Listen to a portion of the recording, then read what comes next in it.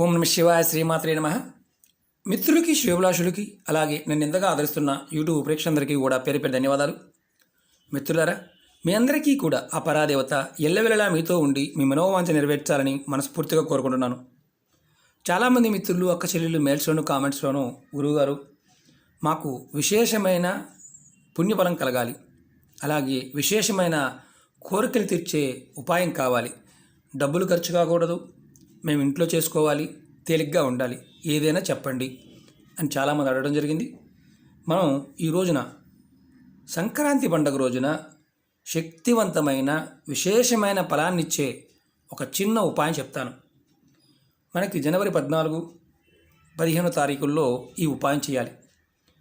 మనం కంటికి కనిపించే ప్రత్యక్ష దైవం సూర్యుడు. మనం సూర్య భగవానుడిని సూర్యనారాయణుడు అంటాం. ఎందుకంటే ఆయన సూర్యభగవానుడు మనకి ఆరోగ్యాన్ని, ఐశ్వర్యాన్ని, ఆయుష్ని, సమస్తాన్ని ఇవ్వగలిగే శక్తి కలిగిన ప్రత్యక్ష దైవం. ఎవరైతే ఈ ఉపాయాన్ని సంక్రాంతి పండుగ రోజున చేస్తారో వారి జీవితంలో విశేషమైన కోరికలు నెరవేరుతాయి, విశేషమైన పుణ్యఫలం లభిస్తుంది. అక్షయమైన పుణ్యఫలం లభించాలంటే సంక్రాంతి పండుగ రోజున ఈ తేలికైన ఉపాయం చేయండి. ఎలా చేయాలి, ఏ విధంగా చేయాలి తెలియచేస్తాను.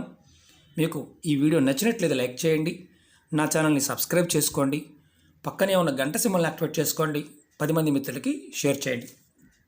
మనం ప్రతిరోజు కూడా సూర్యభగవానుడికి అర్ఘ్యం ఇస్తూ ఉంటాం. కొంతమంది చేస్తూ ఉంటారు, కొంతమంది చేయలేరు. అలా మీకు ఎవరికైతే ప్రతిరోజు అర్ఘ్యం ఇవ్వడం వీలు కాని వారు సంక్రాంతి పండుగ రోజున తప్పకుండా సూర్యభగవానుడికి అర్ఘ్యం ఇవ్వండి. అది కూడా మీరు ఆడవారైనా, మగవారైనా, పిల్లలైనా ఎవరైనా చేయవచ్చు. మీ మనసులో ఉన్న కోరికలు, విశేషమైన కోరికలు నెరవేరడానికి అవకాశం ఉంటుంది. అలాగే ఒక చిన్న మంత్రాన్ని జపిస్తే మీ అదృష్టం అనేది మీ చేతుల్లో ఉంటుంది. అది ఎలా చేయాలో చెప్తాను. మనకి అర్ఘ్యం ఇవ్వడం వల్ల ఎంతో పుణ్యఫలం వస్తుంది. అది కూడా మకర సంక్రాంతి రోజున సూర్యదేవుడికి అర్ఘ్యం ఇవ్వడం వల్ల. అలాగే ఈ ఉపాయాన్ని 14వ తారీఖు, 15వ తారీఖు 2 రోజులు కూడా చేయవచ్చు. మకర సంక్రాంతి రోజు ఉదయం మీరు స్పష్టంగా చదవగలిగితే, మీరు చక్కగా స్నానాది కార్యక్రమాలు ముగించుకొని పూజాది కార్యక్రమాలు ముగించుకున్న తర్వాత అయినా, అంటే ఉదయం 6 నుంచి 8 లోపు మాత్రమే ఈ పని చేయాలి. ఆదిత్య హృదయం మీకు స్పష్టంగా చదవగలిగితే చదవండి. ఒకవేళ చదవడం రాకపోతే ఆదిత్య హృదయం ఫోన్లో అన్నా వినండి, సూర్యుడికి అర్ఘ్యం ఇచ్చి. ఇది మొదటి పాయింట్. ఇలా కాపర్ లోటా కానీ లేదా కాపర్ గ్లాస్ కానీ తీసుకోండి. తీసుకొని దానిలో నీరు పోసి మామూలుగా సూర్యభగవానికి అర్ఘ్యం ఇవ్వండి. అంతకుముందు వీడియోలో కూడా అర్ఘ్యం ఎలా ఇవ్వాలి అనేది చూడడం జరిగింది. ఆ వీడియో లింక్ను కూడా డిస్క్రిప్షన్లో పెడతాను, చూడండి. అలాగే ఏ పదార్థాలతో అర్ఘ్యం ఇవ్వాలో కూడా దాంట్లో చూడడం జరిగింది. అలాగే మీరు సంక్రాంతి పండుగ రోజున ఈ మంత్రం చదువుతూ మీరు అర్ఘ్యం ఇస్తే మీలో మీ మనసులో ఉన్న విశేషమైన కోరికలు నెరవేరడానికి అవకాశాలు ఉంటాయి. ఎలా చేయాలి, ఎలా చదవాలి చెప్తాను, జాగ్రత్తగా వినండి. మీకు ఈ మంత్ర జపం చేస్తున్నప్పుడు మీకు మనసులో కోరిక చెప్పుకొని మంత్రాన్ని జపం చేయాలి. ఆ మంత్రం చాలా తేలికైంది. మంత్రం చెప్తాను, అలాగే వీడియో డిస్క్రిప్షన్ బాక్స్లో కూడా పెడతాను, చూడండి.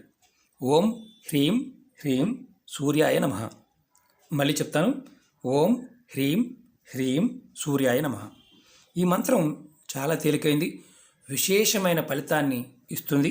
మనం పండగ రోజున ఈ ఉపాయం చేయటం వల్ల మనం ఇంకా బాగా అద్భుతంగా ఫలితం రావాలనుకున్నప్పుడు మన దగ్గరలో ఉన్న నది కానీ, పారే నీళ్లు కాలువ కానీ వెళ్ళి ఉదయం 6 దగ్గర నుంచి 8 గంటల లోపు నీళ్ళలో నిలబడి అలాగే స్వామివారికి అర్ఘ్యం ఇస్తూ ఈ మంత్రాన్ని జపం చేయండి.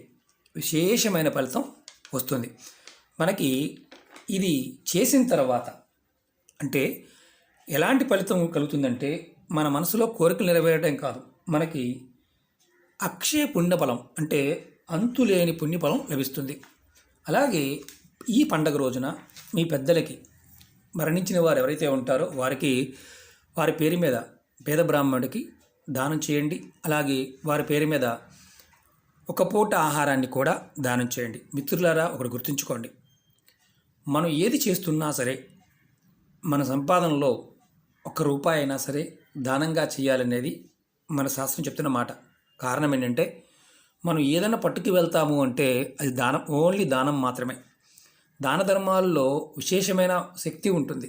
మనం ఏదైతే నేచర్కి ఇస్తామో నేచర్ మనకు అది తిరిగిస్తుంది. అందుకని చాలా వరకు చేస్తూ ఉంటారు. మనకున్న మానసిక స్థితి ఏంటంటే ఏదైనా సరే ఫలితాన్ని ఆశించి చేస్తాం. కానీ ఆ ఫలితాన్ని భగవంతుడికి వదిలేసి చేయడం వల్ల ఫలితం త్వరగా వస్తుంది. మీరు అర్ఘ్యం కూడా ఏంటంటే గుర్తుంచుకోండి, ఏదైనా ఒక చిన్న కాపర్ లోటా కానీ ఇలాంటి దాంట్లో చేయండి. నీరుతో ఇచ్చినా చాలు. సంక్రాంతి పండగ రోజున ఇలా నీరుతో ఇంటి దగ్గర చేసినా చాలు, విశేషమైన ఫలితాన్ని పొందుతాం. కాబట్టి ప్రయత్నపూర్వకంగా చేయండి. ఈ ఉపాయం నెలసరి ఉన్నప్పుడు చేయవద్దు. అలాగే మీ కుటుంబంలో ఎవరైనా మరణించి ఉండి కర్మలు కాకుండా ఉండి, అంటే పెద్ద కర్మ కాకుండా ఉంటే చేయవద్దు. మిగతా సమయంలో మీరు ఎవరైనా చేసుకోవచ్చు. ఓకే మిత్రులారా, మీకు ఈ వీడియో నచ్చినట్లయితే లైక్ చేయండి, నా ఛానల్ సబ్స్క్రైబ్ చేసుకోండి, పక్కనే ఉన్న గంట సింబల్ యాక్టివేట్ చేసుకోండి, 10 మంది మిత్రులకి షేర్ చేయండి. ఓం నమః శివాయ, శ్రీమాత్రే నమః.